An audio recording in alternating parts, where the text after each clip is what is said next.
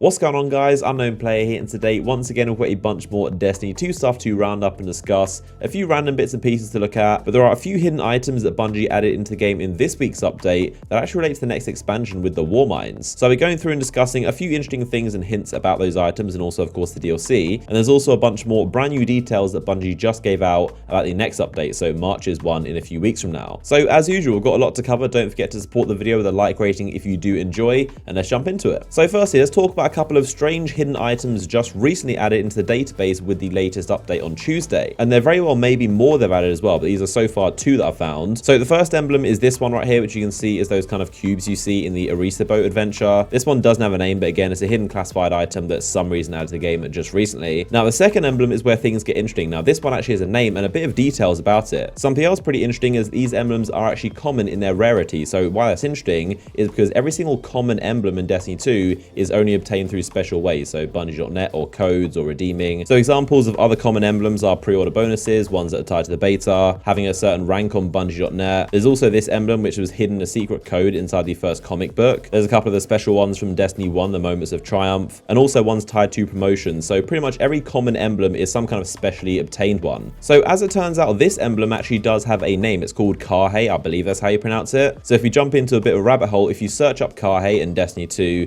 the first result I'm pretty sure is always going to be this page, the Wikipedia for Rasputin. So apparently, according to this page, the word Karhe is some kind of protocol that Rasputin had. So it says an emergency condition which Rasputin may declare to assume command of all solar system defenses. And there's two sub ones called Karhe Black, an unspecified emergency condition, and Karhe White, an emergency condition in which the solar system faces an external threat. There's also links to the Dvalin Forge items, which of course got you Sleeper Simulant, so those quest items had Karhe inside the text. Now I don't think this is hinting or suggesting Sleeper Simulant is coming back, it's just a simple quest item that's kind of tied in the flavor text. Now if you want to go even crazier with this, further down on this page, it says Karhe was an ancient battle fought in 54 BC, getting a history lesson right here, but it says the Roman army invaded Parthia and they were defeated even though they had bigger numbers. So if you go back up the page to Karhe White, you remember it says an emergency condition in which the solar system faces an external threat. So it seems to be hinting some scenario where there's an invasion of our solar system, and this is basically Rasputin's response to it. Now I have no idea if it's relating to the Red War, or maybe those triangle ships are on the way, or something else in DLC 2. So if you think back to Rise of Iron, the Owl Sector campaign, which was also War Mines related, that had a bunch of secrets and mysteries and codes for you to crack in-game as well as on the website as well. So of course Chris Barrett did say how they want to have a lot more secrets and mysteries and quests like Sleeper Simulant or Outbreak Prime. And the main thing I always think of is they've had a ton of time to plan this DLC. It's been a very long time coming. So seeing as DLC 2, much like Rise of Iron, is also tied to the War Mines, it is very possible they'll do another viral marketing campaign for it. So like I said, a lot of conspiracy theories and weird stuff, but there's definitely something related to this emblem. So as a timeline, of course, this month is going to be the March update. That's the main thing going on. And then as we know, next month, April, is completely blank. There is nothing planned for it. So as I've said, it's probably going to be full of announcements and trailers, reveal streams, stuff like that. And if they do a marketing campaign, that's probably when it's going to be. And then even more emblem related news is this one right here, which is actually a Bungie exclusive. So this is a Bungie store exclusive, which of course means all the profits and money goes to charity. But if you buy the golden Osiris Funko Pop on the Bungie store, you're going to get an in-game emblem called the Sonic Simulation. Pretty cool one. It's kind of this neon rainbow triangle. Okay, so let's move on from emblems and talk about even more Destiny 2 news. So we've got future updates,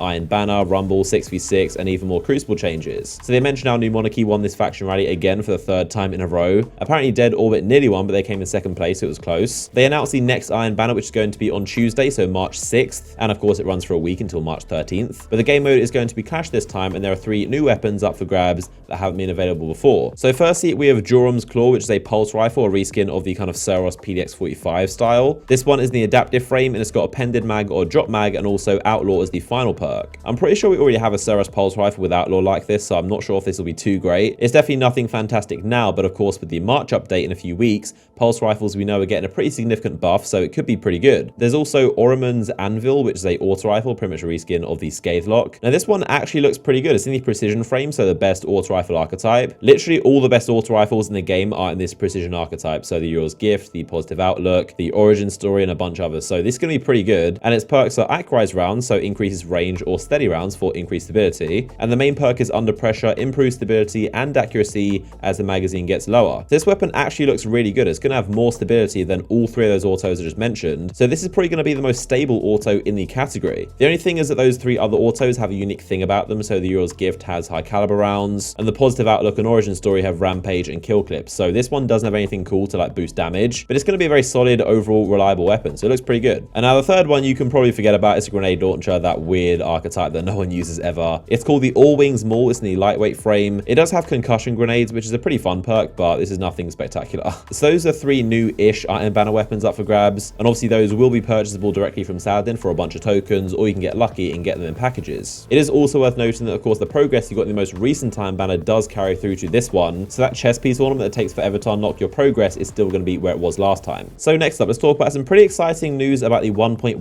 update, or the March patch basically. And as we know, this is going to have a bunch of Crucible and Sandbox changes. So as we know, there is going to be an Iron Banner 6v6 mode, and they went through a few details of what's going to be like. So they said the match limit is going to be 12 minutes, the score limit is going to be 125 points, respawn time is 7 seconds. A pretty strange one is all control zones are going to start off neutral, so like Destiny 1, you're actually going to have to capture A and C again instead of just going straight to B. Something else they're also doing to make it more like Destiny 1 is they're going to make control zones take a bit longer to capture, and you can now stack multiple Guardians to make the flags cap faster, so a maximum of 3. So capping flags in control is basically going to be the same as Destiny 1, which I honestly really like. I'm not sure what it is, but something always felt a bit off about Destiny 2's control, where you can cap by yourself and it goes really quickly. So I actually really prefer this change, but let me know what you guys think down below in the comments, of course. And also, capturing the flags give you more super energy, which is good for multiple reasons. So that's going to incentivize you to actually cap flags. It's also going to give you more super energy, and in general, there's just going to be more supers happening on the map. So I think it's a very good change. What they said about Rumble is actually pretty funny. So they said it's going to return with no excuses, no complications, and absolutely no points for assists. You get a single point when you get a kill, just like the golden age of video games. But this time we've increased the player count to 8. So very strange. They went off saying how it's going to be the exact same, no differences, it's going to be classic. But then they said they increased it to 8 players, which is definitely a massive change for Rumble. In case you didn't know, Rumble in Destiny 1 was actually 6 players on a map. So I'm not exactly sure why they did this. I mean, the Destiny 2 maps are kind of similar size to Destiny 1, but there's going to be 8 players inside Rumble now, which is going to be a bit more chaotic. So Mayhem is going to be exactly the same as we saw it before, just without the Nova Bomb glitch. They said they're making a few tweaks and adjustments to doubles, but that's also going to return at some point. But with the March update, there's going to be a new node added to the Crucible Director, and that is always going to be there at all times. But the mode is going to rotate, so it might be 6v6, and then next week it might be Rumble, and then next week it might be Mayhem. I think all 3 of those modes are desperately needed right now in Crucible, so I'm looking forward to it. And of course, let me know your thoughts on these down below in the comments. So moving on to the Nightfall Emblem variants, they detailed a few kind of specific things on how to actually get them. I mean, when it came out this Tuesday, we had no idea what the requirements were and how it actually worked, but Bungie actually explained exactly how they're obtained. So for each Emblem variant, the chances increase from 0% to 50%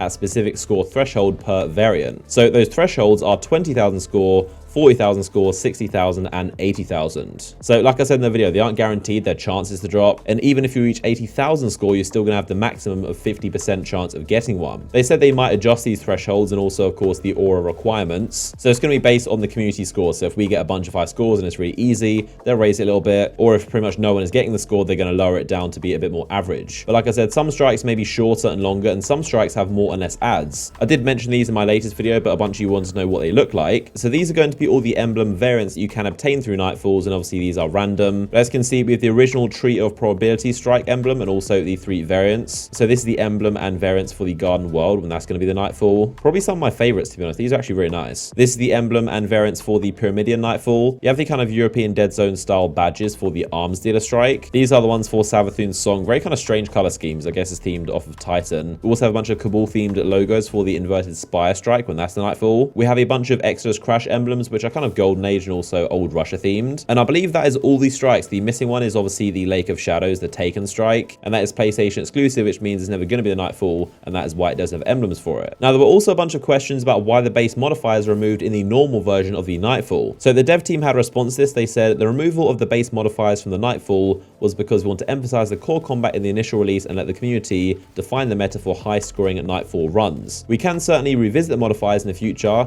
They're not dead and buried, open to player feedback. And apparently right now the leading high scores are 222,000. I have no idea how they got that. That's obviously with the 40 level modifier one, which is ridiculously tough. Now, in terms of a few bugs and random things Bungie said they're working on, firstly is a pretty widespread issue that's definitely very annoying. That's to do with the raid. But I'm sure if you guys have raided, you've probably experienced this, but it's when someone swaps their gear, and then if you're wipe, it basically doesn't spawn you in the room. You're all stuck there. So long story short, this isn't just a raid thing. It's actually a very complicated code fix, and it's going to require the dev team to go into the game code and fix a bunch of stuff stuff because it touches everything inside Destiny 2, not just the raid. They said if you still have issues even after this, then re-equipping the armor you had when you spawned into the room is going to return your Guardian back to action. We realize this is not an acceptable fix. We want to give you some info on how you can try to mitigate the issue while we work on it. Now, they also mentioned some more known issues in the latest update. So modifiers sometimes not being available inside the Heroic Mercury adventures. The European Dead Zone emblem doesn't track all the ghost scannables. And then there's a really strange UI bug where when you equip the Singe modifiers, you have to basically mess with the score modifier and put it up and down for it to actually show the real score. So there you guys have it, a rundown of everything worth knowing about recently. As always, if you did enjoy the video and if you want to support the channel, then a like rating down below